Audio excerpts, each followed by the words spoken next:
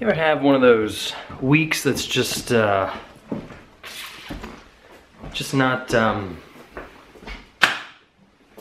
it's just dragging, just taking forever. Just feels like every passing day is like 3 days long.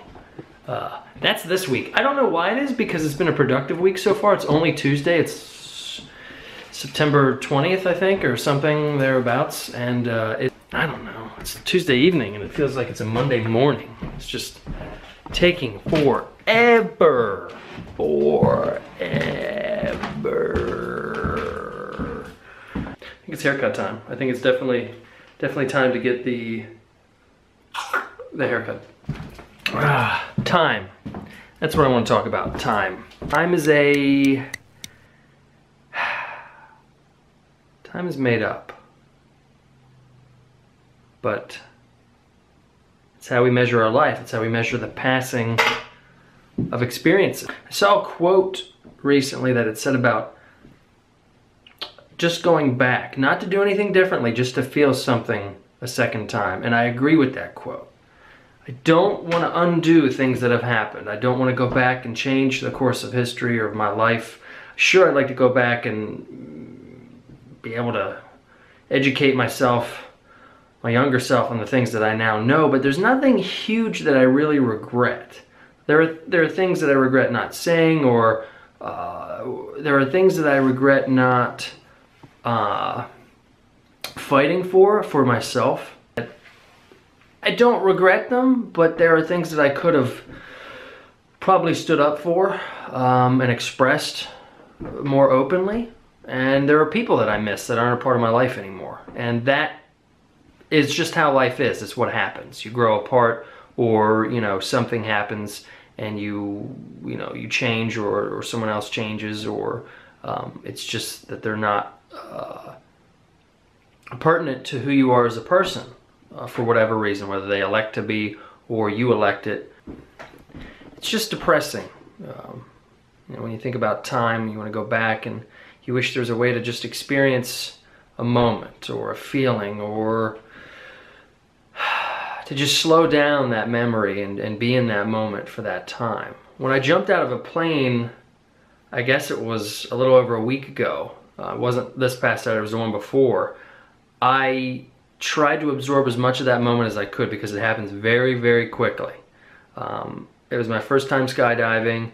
It was exhilarating, and it was a challenge to myself. I didn't quite know what I'd feel like. I didn't know if I'd be terrified. I didn't know if I'd be excited. I just wanted to know what it would be like to stand on the edge of the plane and look down from 10,000 or so feet and know that I'd be soon willfully falling out of a plane. Luckily, with somebody strapped to my back who should know what they're doing. There's an inherent risk, sure, but it's a minimal one. It's inherently more dangerous to get in your car every day. I think that the main thing here for me was to figure out what I would get from that experience, what I would learn about myself. The main takeaway was that I wish I could have lived in that moment longer, even though I can think about it and that kind of thing. The free fall, the experience of free fall, and just looking around as you're falling and trying to absorb that. It's about 40 seconds or so. And it's indescribable. And it was incredible. It was a complete release. It was a complete feeling of letting go and just being at the total mercy of whatever you want to call it, fate, religion, I don't know, the universe. And then the canopy opened up, and it was like a 7-minute ride down to Earth, and that was another wonderful experience of, you know, experiencing the world and yourself in a different way, because you don't know how you're going to react until you do it. And to me, it was something that I want to do again, and I plan to do again. I plan to figure out a time and you know, before it gets too cold, hopefully to go and take the solo course. And I want to know what that's like. You know, I want to know what it's like to free fall longer and to experience that. And then I don't know what's next. I want to keep challenging myself. That's kind of what I'm doing here. This is another challenge. It's another breaking down of a wall. If there was a theme for my life for the last year, for 2016, I think it would be breaking down walls. People in my life that I'm close to, I've expressed things to them that I normally was very reserved about expressing. And this jumping out of the plane thing was another example of that. I always wanted to know what it felt like. I always wanted to know how I'd react.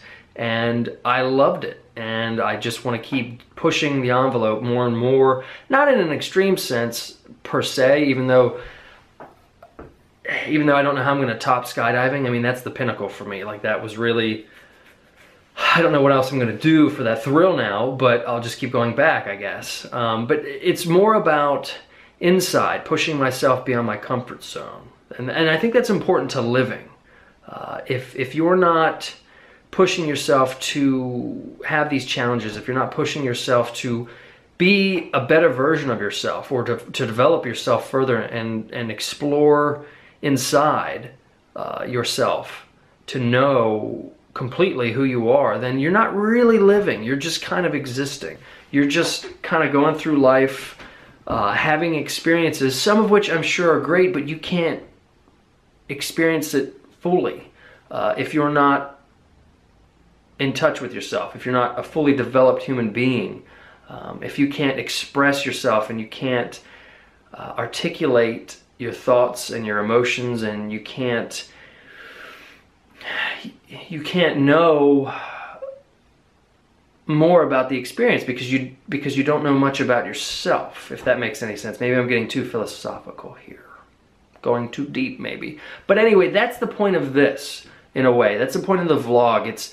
It's not necessarily going to be entertaining every time. It's not intended to be a complete masterpiece. This isn't going to be a comedy hour wherein, you know, I'm entertaining you and distracting you and making things great. I'll try my best.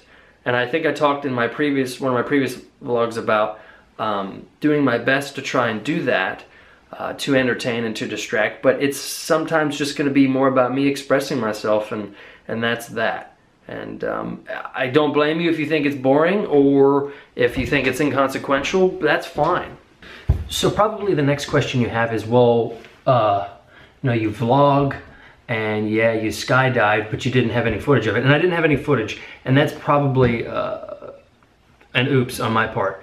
I didn't, when I knew I was going to skydive, I didn't want to go for the video package, because the entire time there's a videographer in your face as you're coming out of the plane, as you're free falling, and then as you're coming, when you land on the ground, there's somebody jamming a camera in your face, and I didn't want that, because you're focused on the camera at that point, like I am now. If you're looking into the camera, and you can't really experience the sensation. You can't really commit to memory what it's like to be going through that if you're constantly staring at a camera. And so I opted not to do that. Now, they have some strict rules about GoPros when you're doing when you're doing a tandem jump. So the hope is that if I go solo and I get to the point where I can go solo without an instructor after so many jumps, etc., that I will be able to get footage with a GoPro and incorporate that into this. If not, oh well, I'm not really going to get cool footage. I'm going because of the experience and what I find out about myself. I don't want to always capture every single moment on a camera, although that would be helpful to go back and watch. It distracts me at that time from experiencing what really goes on. And I think that's very important. When you go through life, you want to capture your memories, yes, so you have something to hold on to, but it doesn't always have to be the exact memory. It can be a reminder of the memory. It can be a picture of something associated with whatever you did. It can be a video of something associated with what you did, but don't watch your experience. Don't have your experience through a tiny screen. I I think that is really where people rob themselves of experiences. I mean, I've gone on many hikes with people over the last few years, and always the cell phones come out. We take pictures of each other, we take pictures of the place, beautiful pictures. Real cameras come out, we take beautiful pictures. But I'm not watching the whole thing through that. That's a couple moments where you're taking the pictures. The rest of it is experiencing that. It's exploring it. It's being with somebody else. It's being by yourself even. And that's another thing that I'm a huge advocate of, is being alone. Knowing yourself, discovering yourself. I never really understood people who couldn't handle being alone. That has to be horrible, because in various times in my life, I've been alone, and not in a sense of, oh, boo-hoo, but just living on my own, finding my own things to do with myself, by myself. And there's nothing wrong with not wanting that. I'm not saying that at all. I just don't really understand it, because if you've never really been alone and you've never really figured yourself out, I don't understand how you can properly care for and care about another person. That's just my opinion. I'm gonna make some. See, because when you live alone, you can do things like this. You can have delicious dark chocolate, creamy peanut butter spread goodness. Sorry. So you can do things like that. That's exciting. Does make other things difficult, I will admit. But anyway, it's about going through life, having as many experiences as you can, pushing yourself as far as you can, to enjoy life. That's part of the struggle of living. You know, people always make excuses about time, like I talked about earlier. Time is both real and it is fake. It's an intangible thing, but it can be measured. I can't hold it in my hand. I can't stop it. I can't move it forward. It just happens.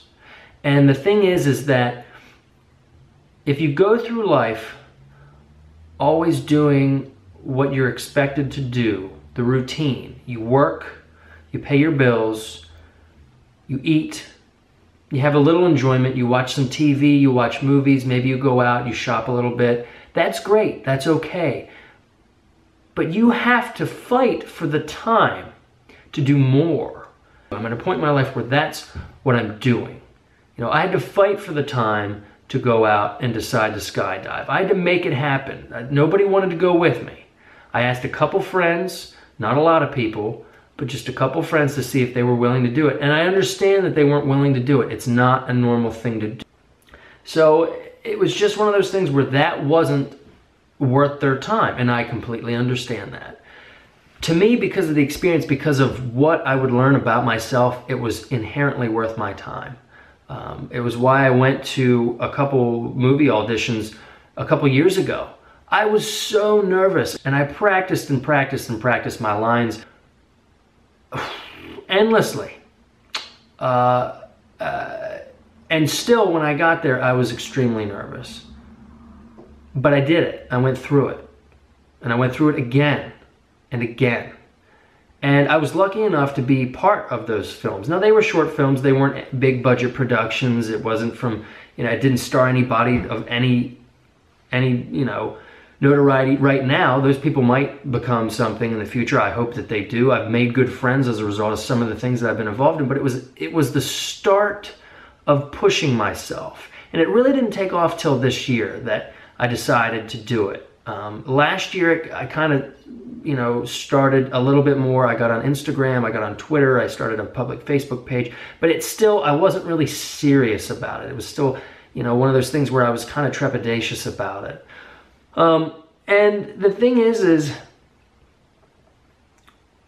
no one is ever going to push you into this kind of thing of breaking down walls within yourself unless you want to do it.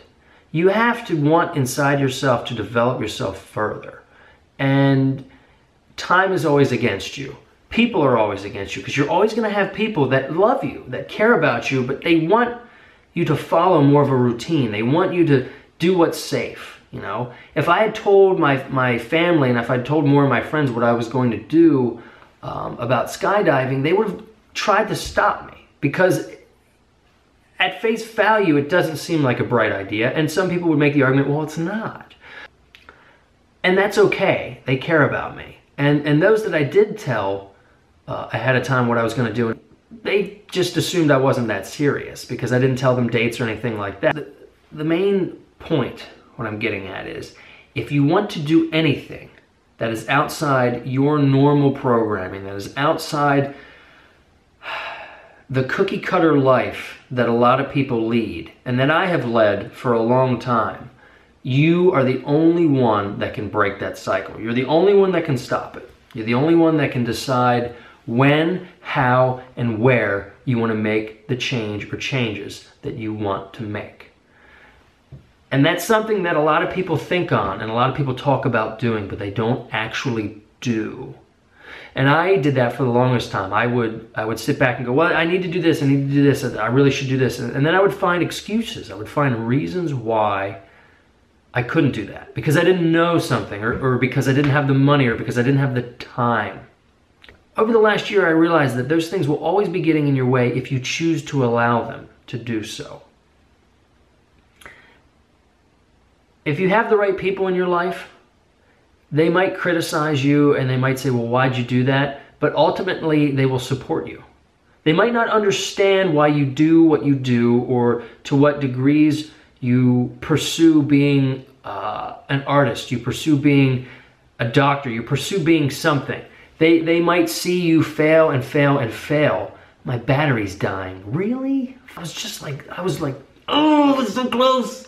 They might see you fail and fail, or they might see you push yourself out of your comfort zone, and they might just shake their head about it. But if it means that you're developing yourself as a person and you're becoming more as a person, you're becoming a better person, it's completely worth it. It's worth the time, it's worth the effort, it's worth the sacrifice. It's worth it so that you don't look back on your life and go, I never really lived. I just existed. I just had experiences that were meaningless, that I didn't derive any true knowledge or inner peace from.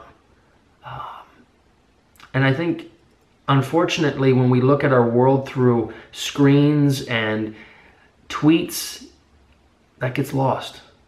Those experiences are becoming less and less real and more virtual.